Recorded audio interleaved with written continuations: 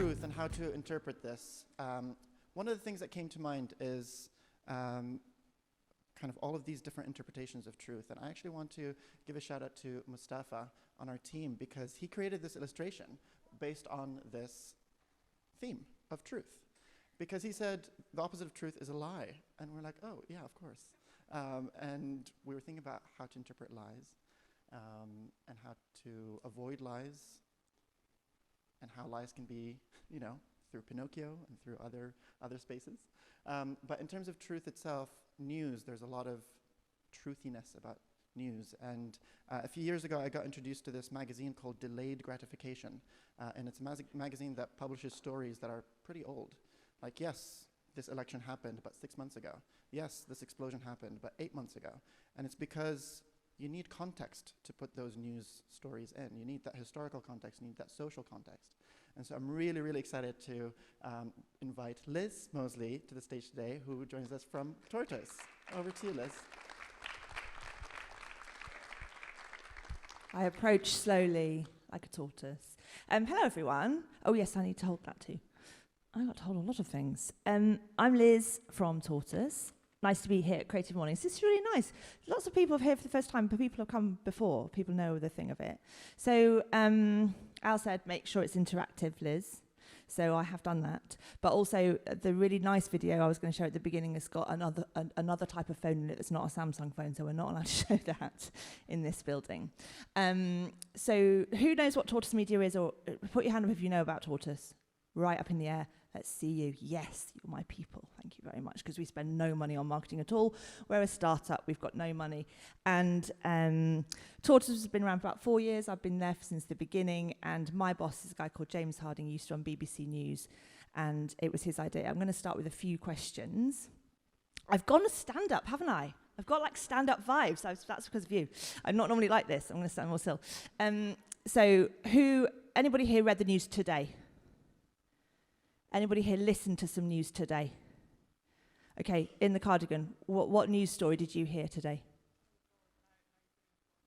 Can't remember. That's absolutely fine. I can't remember most things. Anybody else who's heard some news today? Yes? Blonde hair? Bacteria, algae? Oh dear. And did you listen to it on the radio, on a podcast? Okay, news bulletin. Okay, anybody else heard some news today? Nobody. Yes, Bernardo, I knew you would have. What news? The challenges of the new Brazilian government against COVID. Oh, is COVID happening again big time in Brazil? Yeah, they've had it bad. Okay, so who reads or listens to the news, however you choose to do it, less now than they used to? You can decide what the time frame is. Has anybody reduced their exposure to the news? You're nodding. Why?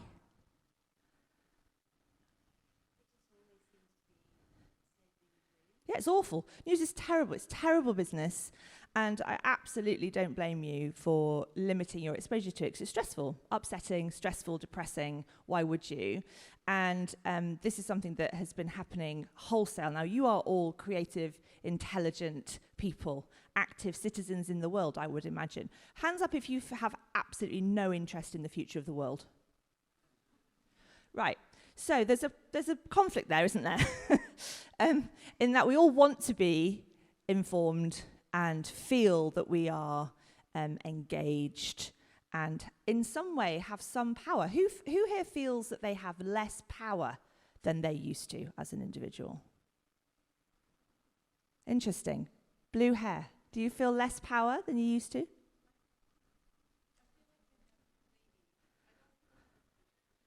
Okay, so just sort of bumbling along at the bottom a little bit.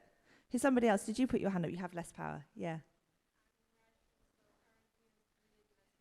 Yeah. Yeah. Yeah, exactly. Exactly. So sometimes news has that effect of being a bit sort of latently irritating, the sort of mosquito style. It's just always there. There's another prime minister, there's another chancellor, and that kind of news. And then sometimes there's real proper news, Russia, Ukraine, that's real stuff. COVID, in the early days particularly, it felt like, fuck, this is literally terrifying. I don't think I can take it anymore. So these are all things that my boss, James Harding, observed happening. And the phrase he sort of uses to describe it is news has become noise, and sometimes you do just need to turn it down for your own well-being. But actually, given we all have an interest in the future of the world, it's kind of the worst thing you can do. And you know that too. So it's a lose-lose-lose-lose scenario, because you don't want to hear the news, and then you turn it off, and then you feel guilty for the fact that you've turned it off.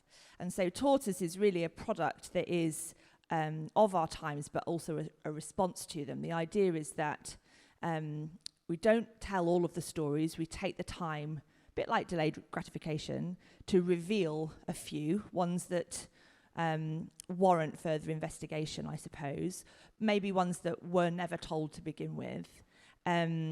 And that's where the slow thing comes in. Also, tortoises live a long time, so the idea if you're starting a new startup, generally speaking, you don't last the first 2 years, but we've got to 4, so, on our way to being a tortoise.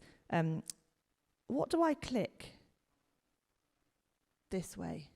Okay. And product-wise, and I'm going to show you how you can join Tortoise for half price if you have an income, or for free if you don't have an income at the end. So there's 3 things that we do, like the thing that you get if you become a member of Tortoise. And one is organised listening, otherwise known as live. That's the bit I run. I run all of Tortoise's live journalism. I'll talk about that in a second. One of it's stories, so long-form investigative news, and our principal mode of delivery is audio, so podcasts. Anybody listen to any of those there podcasts? I bet it was Sweet Bobby. Everybody listen to Sweet Bobby? If you haven't listened to Sweet Bobby, listen to Sweet Bobby. It will blow your goddamn mind. Unbelievable. Not an important story, I would say, but it is one of those podcast freak show stories that is extraordinary. It's a catfishing tale. A woman was catfished. I won't tell you who did it. For 10 years by somebody who wasn't who they said they were. But it's not just your regular, it's a guy in a far-off land who's trying to get her money. It's a real, jaw dropper. The other 2 up there, London Grad, is a real classic tortoise story. That is about how dirty Russian money infiltrated the British establishment right the way up to the Prime Minister and indeed the now King. Pig Iron is the story of that guy there, is Christopher Allen. He was a war reporter, a journalist who was murdered. And that's an investigation into the circumstances surrounding his death. And then Pariah, the guy at the bottom. Does anyone know who that is? That guy in the black and white picture? A guy called Harvey Proctor. Really super fascinating. Treat yourself to Sweet Bobby. It's kind of a fun Christmas listen. But then chew on the Harvey Proctor story. It's a real morality tale, modern morality tale. It's amazing. So we do these investigative stories. Some of them take a year to make. That's also slow. And then the far side, just because we're a news organisation, there's also a daily email called the Sense Maker, where we pick one story of the many, many, many stories of the day and try and sort of really simply, like kind of John Craven's Newsround for Grown-Ups, if anybody's old enough and British enough to remember that reference. So that's the sort of package of stuff that you get. But there's some magic about Tortoise, because actually going slowly and taking time to report stories itself isn't that difficult, although it is refreshing and a less stressful way to engage with the world, sort of understanding together. But the other aspect of Tortoise is very important and different, I think, is that it's an inclusive newsroom, inclusive by design. And there should be a film here that talks about how that... Just to add some more drama to the story, I was tortured by the Taliban when I was a 12-year-old boy. And now my father, just to give you a little story, I can only... Oh, what happened there?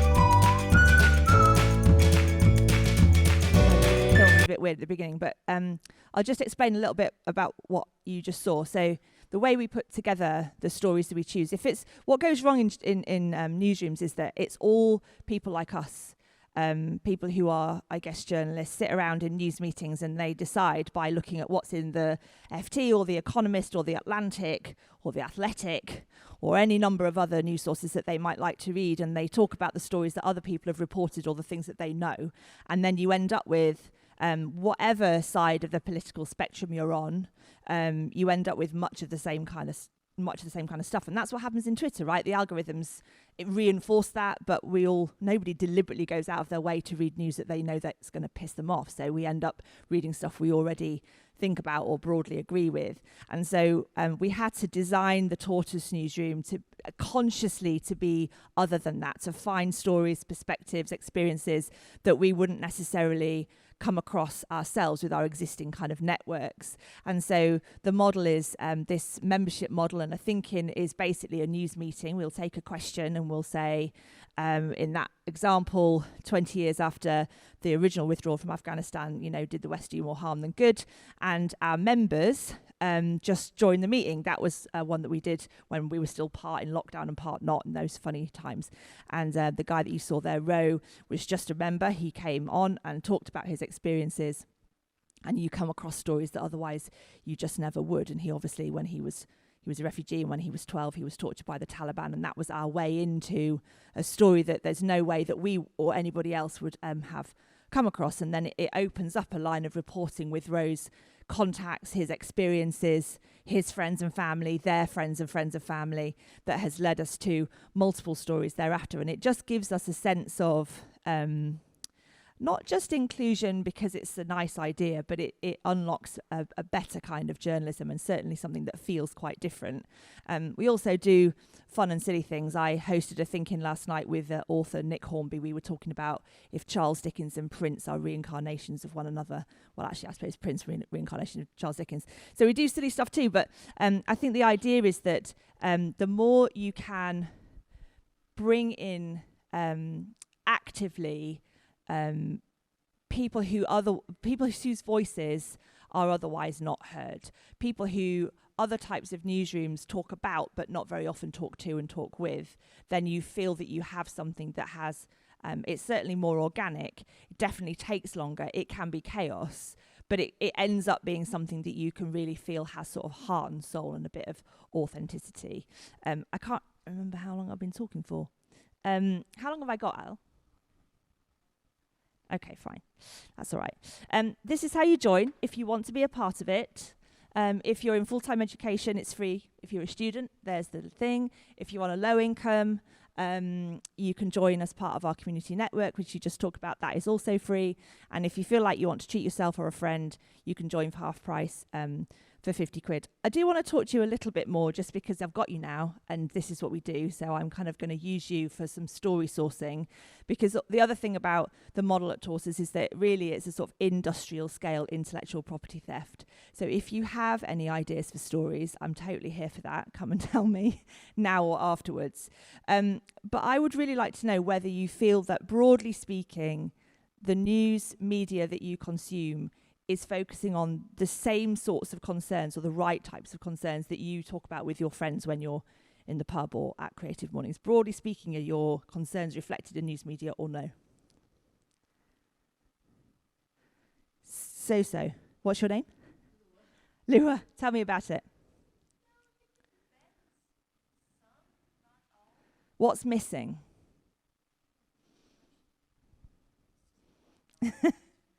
I put you on the spot. Has anybody find themselves talking about something with their friends that they never ever hear about in the news? Yes. Sorry, it's really his son.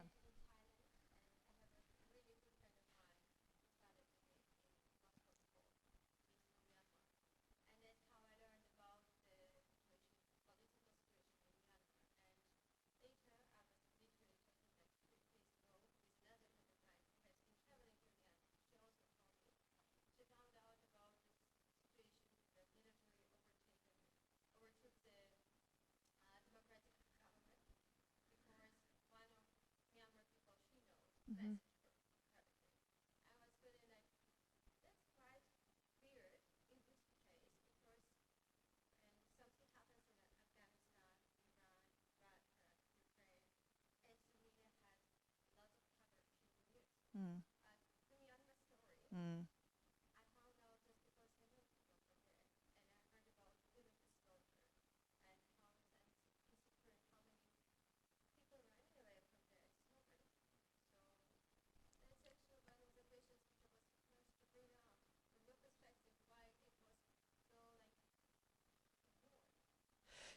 So I think that you would find the Myanmar story buried in the foreign news section of the Quality Press. But you're right, it takes a story that happens far away. America doesn't count. America and the UK is the same as far as the British press is concerned. But if it happens somewhere other than America, you're absolutely right. It has to be so massive. The story has to be so massive for it to make it to the front pages that it would be buried in foreign news. I'm not saying that's the right thing, but that is typically, I've been in enough editorial meetings to know how hard my colleagues who are the world affairs editors have to fight to get their news to be the one that leads the news. Yes.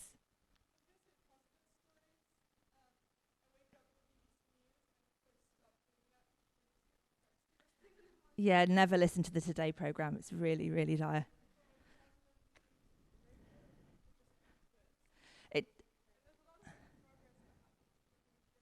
I think that's the other thing that we've attempted to do a little bit of Tortoise with mixed success is the guy that's the chairman of our company says, in a normal newsroom, dog bites man is not a news story, but man bites dog is.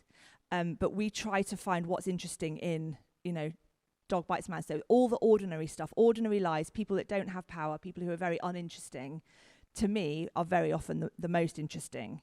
And so we dig around in those kinds of stories too. But you're right, positive news very rarely gets a look in. Very rarely. Hello, red jacket. What's your name? Hi, Anat.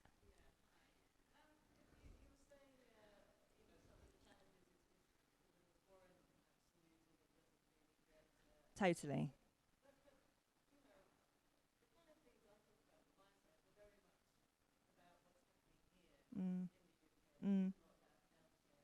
Yeah. Striking. Yeah. Yeah.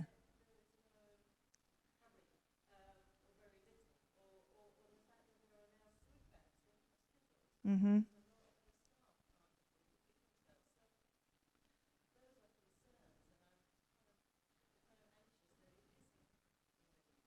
So, yeah.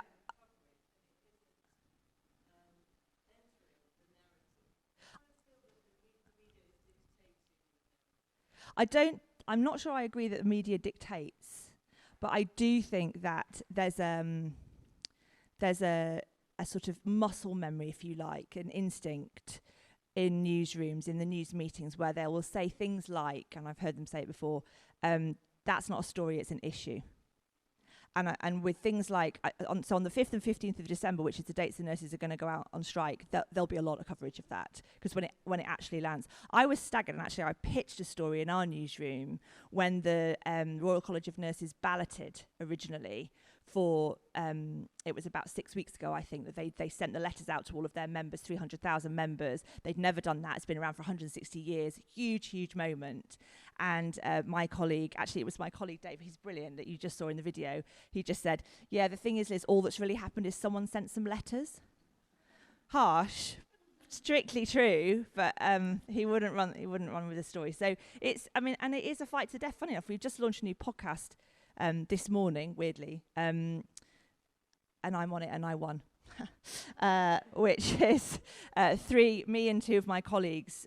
We recorded the news meeting. Basically, we went in and pitched stories. It's kind of a setup, really. We're not going to run the stories, and then our boss picked the best one, and I won that yesterday. But that was the story I pitched in the pilot of that podcast, and I was destroyed as a consequence. So there are stupid rules. You're quite right. There are stupid rules about it. We have got some creative latitude, I think, in our format, particularly with audio. So when the Russian invasion of Ukraine first happened, we had some people dial in from Ukraine to a thinking we were doing to try and make sense of what was going on. I think it was actually just a few days before the formal invasion.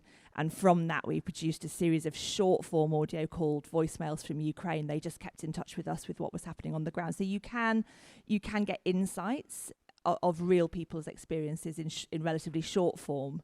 But something like the strikes, I think the angle that most of the press will go for is, what does Keir Starmer do?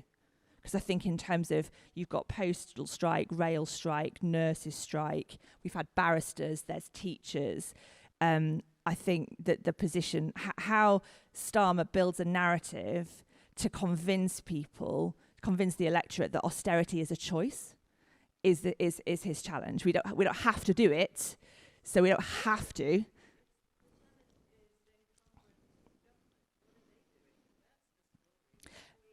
We know why they do it. They're Tories.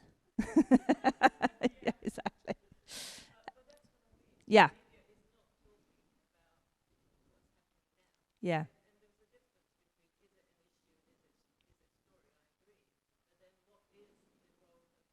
Yeah. Well, we believe very much there is a social responsibility, and that's why we've launched a judicial review against the Conservative Party, which is a borderline insane thing to do as a startup. It's not an inexpensive thing to try and sue the government. But we've, we'll make a great podcast, make no money at all. But what happened was, I'll just tell you the background to the judicial review. This was not my idea. I wish it was. It really, really wasn't. But you remember the whole ludicrous, we've had like 3 prime ministers in a row and they just nobody got to vote for them. They just picked it with the members. And so when the process was going on, ended up with Liz Truss being the winner of the leadership contest for the Conservative Party. We at Tortoise asked the Conservative Party to reveal the details of the membership. We wanted to know who are the members of the Conservative Party who are choosing the next Prime Minister of the country. To us, that felt like public interest information. They would not reveal that information to us. And so partly for fun and partly because we're a newsroom, we registered successfully a person who doesn't exist called Margaret Thatcher as a member of the Conservative Party. And fake Margaret Thatcher paid her £25 and is now a member, and they're able to vote. We registered a tortoise, who is James Harding's pet, is now a member of the Conservative Party, and 2 foreign nationals. And without any due process at all, we were able to do that. And those 4 entities, if I call them that, now have voting rights for the next time the Conservative Party choose to replace their leader and not put it to a democratic vote. So that's the basis on which we're launching a judicial review. So I am of the view that journalism is a tool for social engineering or interest, not quite engineering. But yeah, not everybody in my industry shares that view. I feel like I've probably gone over time now. Do please join us. As I say, we would love to have you and come along. The newsroom is in central London on Berners Street. And as I say, serious or silly, we need people like you who want to be part of it but just don't want to be pissed off and depressed. So bring your ideas, bring your spirit and bring your experiences. And if you have a story, come and find me. Thank you very much.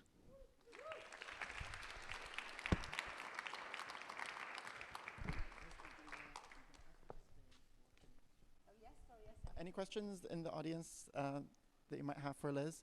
I have one quick one, Liz, which I think when we talked, you mentioned this thing about the drugging story, the spiking, sorry.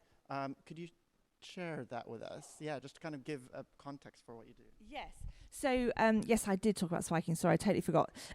So do you remember about a year ago, there was a big story about how young women predominantly were being spiked, needle injections out in a club, and a guy injects you with something, and then they would, come around the following morning and find themselves injured or what have you. So we launched an investigation into the sort of sudden spiking epidemic. A colleague, young woman of mine called Patricia Clark, she's a brilliant and very brave, courageous young reporter, set about to look into it, and her findings were that it didn't happen. It didn't happen. There was no spiking epidemic, and there's a podcast to listen to called "Spiking: An Injection of Fear," which is really, really worth listening to as an example of why being a journalist can sometimes be incredibly uncomfortable. When I'm a card-carrying feminist and an active member of the sort of movement against violence against women and girls, as is Patricia, to discover that was a confection made of media interest and misreporting that created a huge amount of fear and real sort of active disbenefit for women who have been attacked and assaulted, is a very uncomfortable place to be, but because it's our duty to report the truth as we find it, we reported it. And she was subject to a lot of unpleasantness as a consequence of that, because people don't really listen. And so where we end up, because people are stressed and tired and busy, when you hear a story that doesn't quite fit with your view of the world, it's very easy to just reject it and say this is bullshit and you're a denier and a gaslighter, which if I know Patricia at all well, and I think I do, she's none of those things. So it's one of those things, it can be, the truth can be not what you expect.